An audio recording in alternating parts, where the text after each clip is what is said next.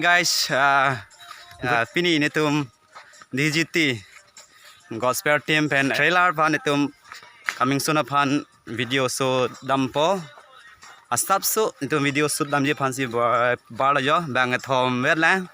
same pupen ho la potwar pen ako bang thupo modak bang ans doma ko nilina paklang bonpo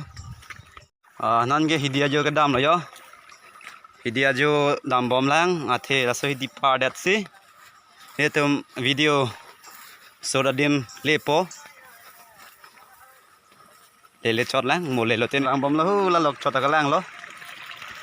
le po de la arleng i bad velo nitum atwar ke pu arvina sui phet po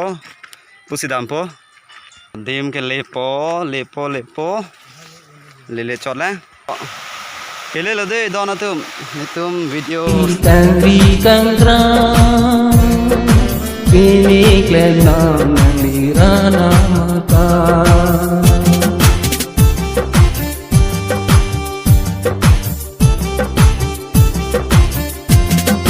Ceo no nangli tangri kangra kini klena nirana mata Te